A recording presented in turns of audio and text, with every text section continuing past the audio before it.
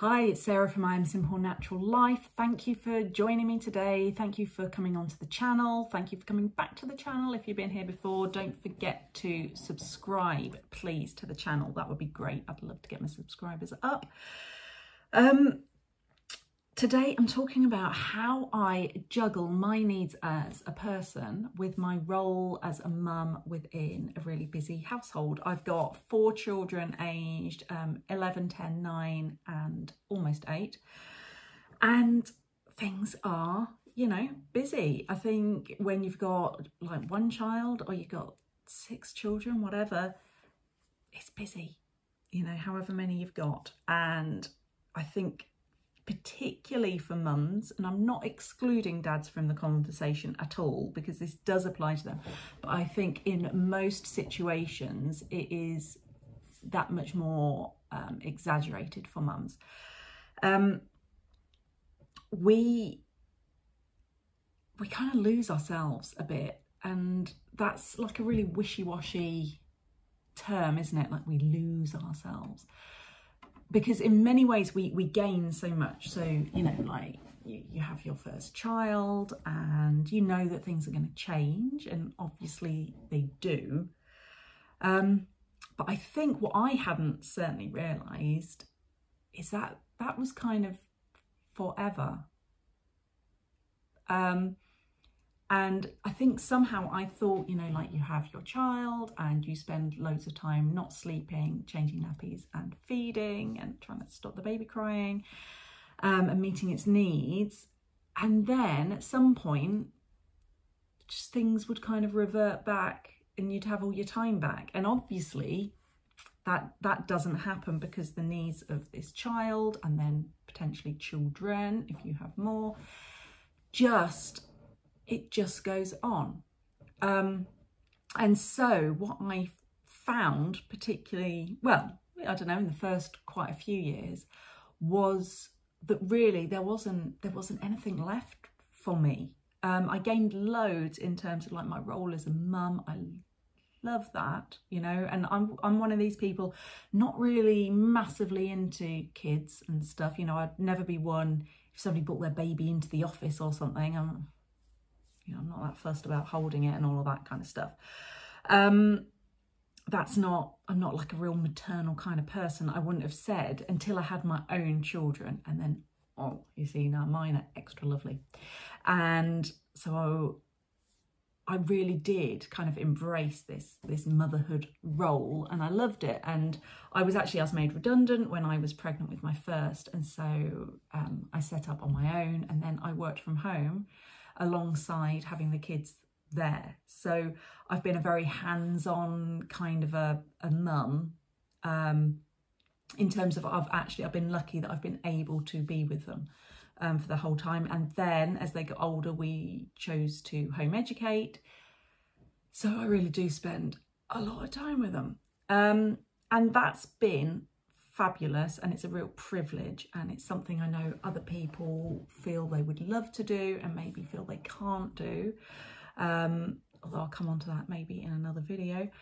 But it does also, whatever choice you make, whether you're going out to work, you're staying at home, you're working from home, whatever, there are always pros and cons, and positives and negatives associated with those choices, or just that route that you have taken.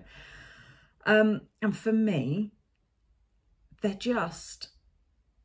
wasn't really any time left for me. And I think whether you're a working mum or a stay-at-home mum, whatever, that is really common feeling, that there's just, you know, you're feeding the children, whatever age they are, you know, like there's so many meals, isn't there? And when there's not meals, there's snacks, and kind of managing kind of the kids in terms of, you know, if you've got to go out for an appointment or whatever, then there's some things that you need to kind of do, meet the needs of your kids before you're taking them to that appointment, so that, you know, that all goes well, and you're kind of, you really tune in to your kids. And then if you're trying to work on top of that, you've got to fit in all that kind of stuff, plus potentially you've got housework and whatever. You've got people coming to stay. What on earth are you going to feed them? Where are you going to put them to sleep? But then you've got to get the bedding washed, blah, blah, blah, blah, blah, you know.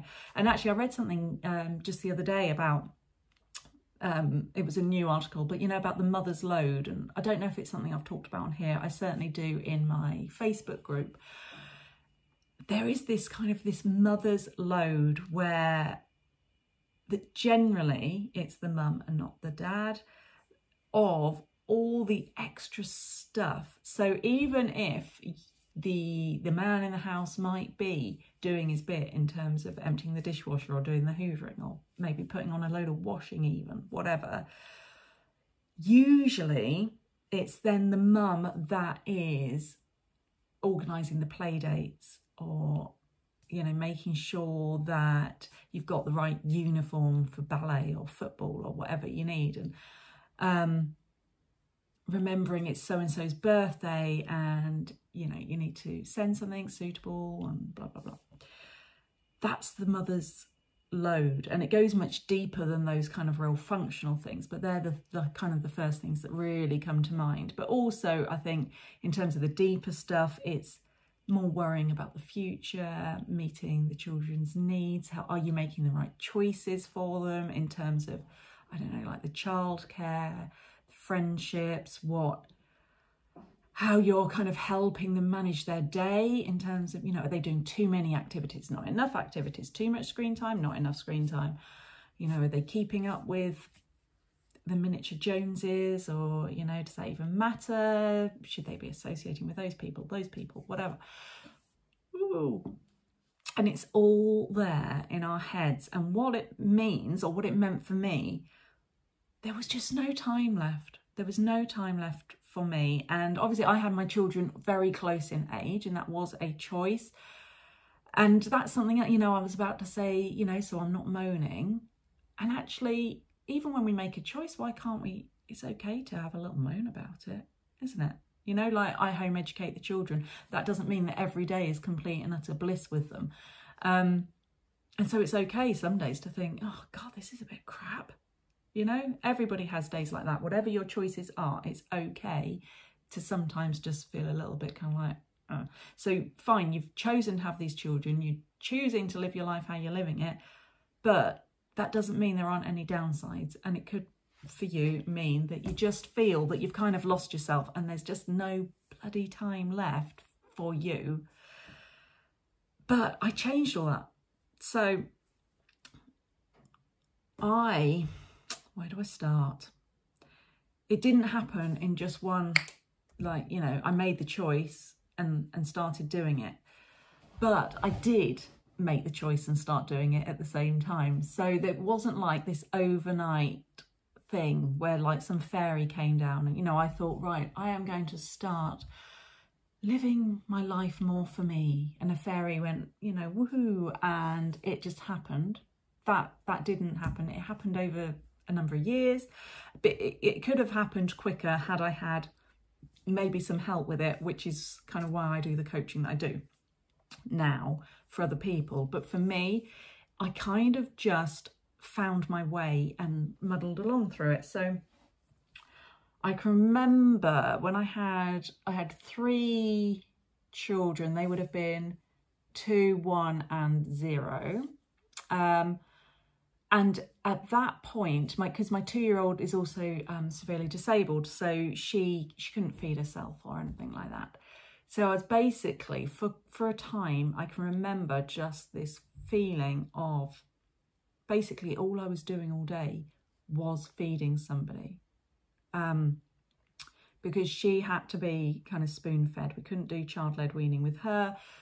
And actually I did a mixture of child-led and spoon. Now I think I would just do child-led, but anyway, you know, you live and learn, don't you? You do what feels right at the time, and it was a mixture. And, you know, I was like, there was milk for the real baby, the tiny baby. Then there was, you know, feeding then the 1-year-old, feeding the 2-year-old. The 2-year-old I couldn't feed alongside anybody else because she has choking issues and stuff like that. So really my entire day I was just feeding somebody, then somebody, then somebody. And then it kind of just, I had to start again with the first one, you know. And so at that point, that was quite a low point really, in terms of there really wasn't any time for me. And then I went and decided to have another child, because you do, don't you? And you think, oh yeah, we'll just have an extra one. But actually that was a bit easier by that point. Anyway, I won't bore you with all of this. The point is, at some point, I just realised I had to start doing things a little bit differently, and I had to start doing things a little bit for me. And I can't even remember at the beginning really what that looked like, apart from drinking water, drinking lots of water. So I drink, and I still do now, 2 litres of water every day. It's a really good starting point. And the point is, well, one, we need to drink more water than we generally drink. And you'll think that you're drinking a lot of water. The chances are you are not drinking enough water. So, but it's not just the fact of drinking the water, it's the fact that you are doing something, however small, for you, and you are showing yourself some kind of love and respect, that you're actually prioritizing your needs. And that's, you know, drinking the water is a tiny thing. And at the beginning though, it was a huge thing, because, you know, I wasn't used to prioritizing me in any way. You know, I was feeding one, feeding another, doing the nappies. And, you know, I could easily go a whole day with hardly drinking anything and think, well, that's fine because I'm meeting their needs and that's what's important. And you're almost, you can go into a bit of a warrior mode, I think, as a mum sometimes, and you're just kind of getting through. And it's about stopping that cycle and seeing, actually, I can just do this little thing. And then once I'd done that little thing, the next little thing was a little bit easier. And it could have been just sitting down and attempting to read my book for 10 minutes, letting the kids do whatever, and maybe I'd only manage 2 minutes. But it was setting the intention and then actually trying to make that change. Oh my God, where's my voice gone? Oh. Better. Right. And now, so fast forward to them now being 11, 10, 9 and almost 8. I do loads of stuff for me. So I now work a lot more than I ever did. So I used to do my work. I used to get up really, really early in the morning and do my work before the kids got up. And that was fine, but it just left me really knackered in the day. And that it worked when they were little, it worked, and it's how it had to be. But then my husband, he was really unhappy in his job, and we took a big risk, and he left his job and set up on his own. So we're now both at home, and we did that so we could consciously kind of balance out our time a bit better. And so now we've worked it that I have 2 days a week that I work, and then I do bits in between. And that works really well for us, and he's working the other times. And actually that it's quite a fluid thing. It kind of changes depending on what he's got on, what I've got on, and what's going on for the kids. So that works really well. But obviously not everybody can do that. And what I do in my life is, it's less the actual practicalities of what I'm doing. It's more to let you know that it is possible if you are in this place of nothingness for you, which also might bring up feelings of guilt, because you feel that, you know, I'm so lucky, I've got these children, I always wanted these children, I chose to have these children. It's okay to not be completely enamored with the situation, and to miss having the time for you, and to miss yourself, and to miss your interests, and to not even know what your interests are anymore. And so things for me was a morning routine, and I started doing a bit of yoga on a morning on like on YouTube. I started just finding really like a short, whatever, session, and just attempted to do it. The kids would stop me a gazillion times because they needed a drink, they needed this, they needed that, they were climbing over me, all of that. I did it anyway. And that was like a commitment to myself that actually I'm going to start doing this. And I just did it. And now they leave me alone and I can just do it. And actually I meditate every morning. I do my yoga. I have cold showers. It's all about, I'm very aware of my vagus nerve and its role in kind of in our ability to react and stay out of like the kind of the fight, flight, freeze, response. And the more I can stimulate that, the better, and the more I can release old memories and stuff like that. So I do lots of that kind of slightly woo stuff because I know it makes me feel really good. But I also do stuff like HIIT exercise because mentally that is amazing. So yeah, it's great for your body, but I actually do it for mental health reasons. Getting the endorphins going. It's all about, like, so you've got your dopamine, your oxytocin, your serotonin, and your endorphins, and they are the natural hormones that make you feel good. And the more activities and stuff that you can do in the day that make you feel good, the more you're going to be releasing these goodies into your body, and it then gets easier. And that's the thing with all of this. In terms of juggling your needs with your family's needs, just starting it, setting the intention and just starting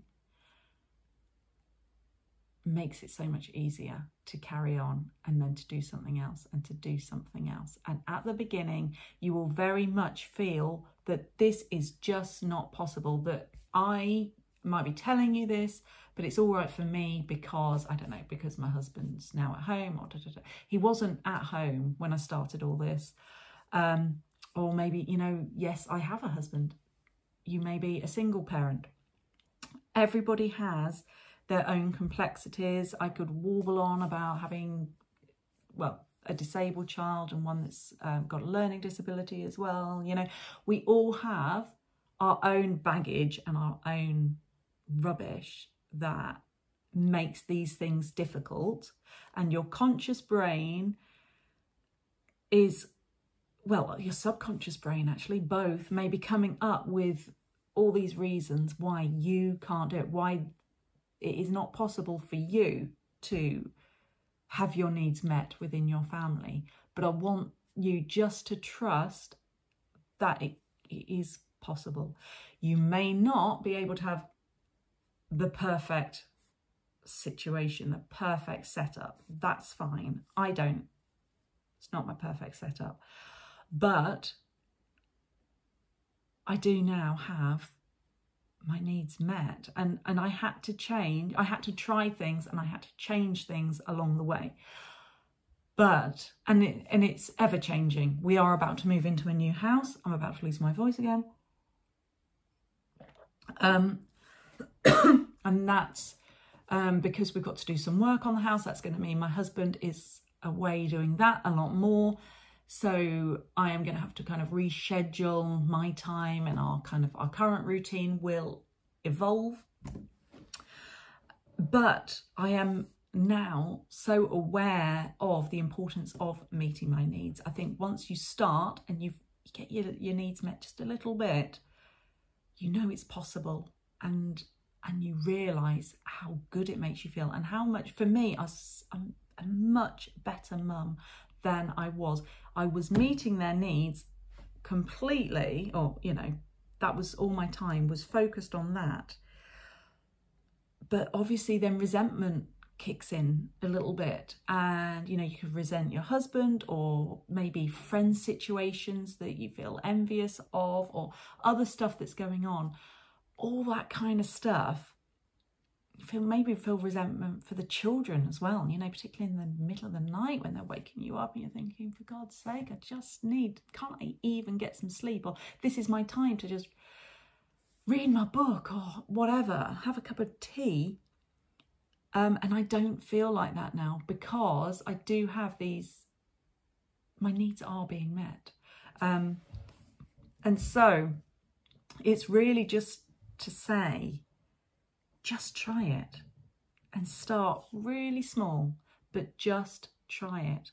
And if you notice things sliding back to the normal, and they will, we had it just recently. I went on holiday and I cooked all the meals, every single meal. And yet at home, we'd got into a routine where my husband was actually cooking some meals. And yet we went on holiday and suddenly we're back to our old role of, he kind of does whatever he fancies. And I was doing the kids full 100% of the time. And I was doing the cooking. I also did a bit of work while I was away.